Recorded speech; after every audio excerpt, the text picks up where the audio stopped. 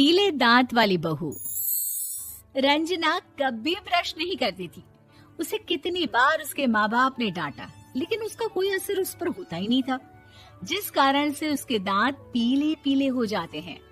शादी के बाद अरे बहू, वैसे तो तुझ में कोई कमी नहीं है, पर तेरे दांत इतने पीले कैसे हैं बेटा? कैसे मतलब? कोई सर्जरी थोड़ी ना कराइए। वो तो क्या नाम, मैं ब्रश नहीं करती थी तो पीले हो गए। अब क्या करूं? आप कहे तो लाल करवा लूं या फिर काले? यार ये क्या है, क्यों माँ से लड़ रही हो? लड़ रही हूँ? अरे मैं लड़ रही हूँ या ये बोल रही है कि दांत पीले हैं, पीले। अरे तपस्या थोड़ी ना की है इन्हें पीले करने के लिए। बकायदा ब्रश नहीं किया है 20 साल तक, तब जाकर। छी, कैसी बात कर रही हो? ये उस वक्त तो पीले नहीं थे जब हम लोग तुम्हें देखने आए थे। अरे तब साफ करवा लिया होगा डेंटिस्ट के पास जाकर। अब देखो कैसे पीले पीले लग रहे हैं। रंजना सास की तरफ गुस्से से देखती है। फिर शुरू हो गई पीले पीले पीले। अरे पीले तो तब भी थे जब मेरे हाथ का रसगुल्ला उड़ा उड़ा कर खा रही थी और बोल रही थी, लड़की नहीं गुणों का खजाना दे रहे भाई साहब आप। खैर, अब वो लोग करते भी तो क्या करते, पीले दांत वाली बहू पल्ले पड़ी थी तो झेलना तो था ही। एक दिन कीर्तन में रंजना गाना गा रही थी। अरे कमला बहन, माँ का द्वार है, यहाँ तो सब शुद्ध होकर आते हैं, फिर अपनी बहू को ब्रश भी नहीं करवाती तुम। दूर से पीले पीले दांत भक्ति में बाधा उत्पन्न कर रहे हैं। अरे कोई 2 साल के बच्चे थोड़ी ना लेकर आई हूँ मैं बहू बनाकर।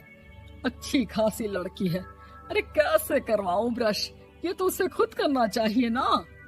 अब माँ बाप तो इसके जैसे तैसे निपटा दिए, ये नहीं सोचा कि सास कैसे संभालेगी। सास बहू को लेकर घर आ जाती है, लेकिन सोच लेती है कि अब इसे लेकर कहीं नहीं जाएगी। अगले रोज बहू कहती है, अरे क्या हो गया, मंदिर नहीं जाना क्या? कीर्तन का वक्त हो रहा है। मेरी मधुर वाणी से कान्हा जी जागते हैं और सोते हैं। आप तो जानती है ना उनकी भक्ति में कितना मन लगता है मेरा। वो क्या है ना, तबीयत ठीक नहीं लग रही है मेरी, आराम करूंगी मैं। तबीयत ठीक नहीं लग रही? अभी तो मिथुन के गाने पर नाच रही थी आप, और अब बोल रही है कि तबीयत ठीक नहीं लग रही। अरे भक्ति में मन लगा लो सासू माँ, ऊपर जाना है, क्या मुंह दिखाओगी आप? हाँ? सास को बहू की बात पर गुस्सा आ जाता है। मैं क्या मुंह दिखाऊंगी, इसकी चिंता तो ना कर, समझी? अपने मुंह की चिंता कर, जो ये पीले पीले दांत लेकर हर जगह पहुंच जाती है। पता है लोग कितना मजाक बनाते हैं। ना जी ना, मैं नहीं जाना कहीं तेरे साथ। तो ये बात है। कोई ना, मत जाओ, मैं अपने कमरे में ही बैठकर भक्ति कर लूंगी। ऊपर वाला दांत थोड़ी ना देखता है, मन देखता है, भावना देखता है। और अरे बस बस, तू सब कुछ दिखा, बस ये सफेद चमकदार दांत ना दिखाना किसी को, है? जा यहाँ से।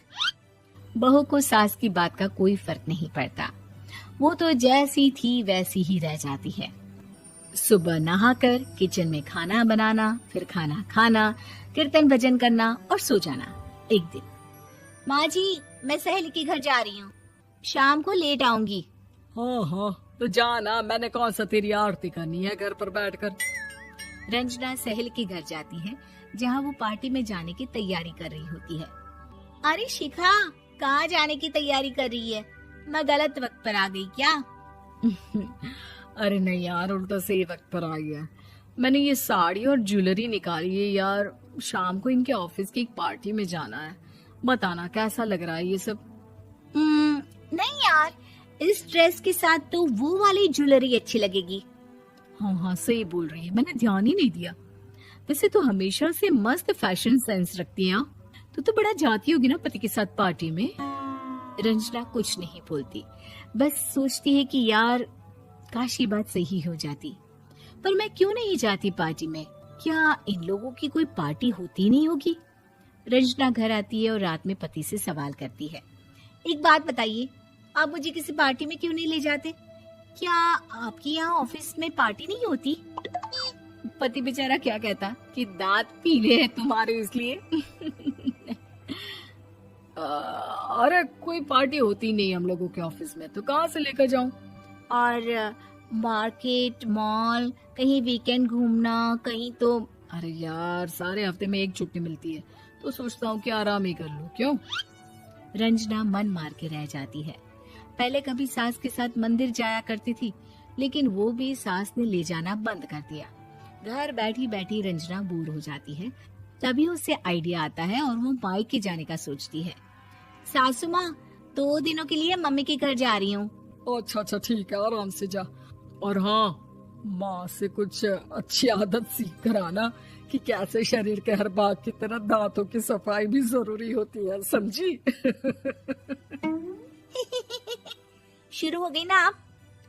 वो लोग आपकी तरह नहीं है कि छोटी छोटी बात का बतंगड़ बना दे। उन लोगों के लिए मैं मायने रखती हूँ, ना कि मेरे पीले पीले दांत। रंजना माँ को बिना बताए उन लोगों को सरप्राइज देती है, लेकिन जैसे ही वो दरवाजे पर पहुंचती है, अंदर देखती है कि घर वाले कहीं जा रहे होते हैं। अब माँ, काश रंजना दीदी के दांतों वाली प्रॉब्लम नहीं होती, तो वो भी हम लोगों के साथ चलती ना बुआ जी की बेटी की शादी में। हाँ बेटा, लेकिन अब उसे कौन समझाए कि उसको उसके पीले दांत नहीं दिखते, लेकिन उसके आसपास के लोगों को कितना एम्बैरेसिंग फील कराते हैं। मुझे तो कितनी बार उसके स्कूल की टीचर ने शिकायत की कि उसके साथ कोई लड़की बैठना भी नहीं चाहती, और ना ही कॉलेज में कोई उससे बात करना चाहता था। लेकिन पता नहीं क्यों उसे ये बात समझ में ही नहीं आती। कोई कमी नहीं है उस लड़की में, बस यही कि दांत पीले हैं।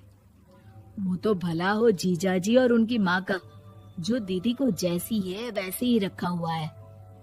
रंजना को अपने घर वालों की बात सुनकर बहुत दुख होता है।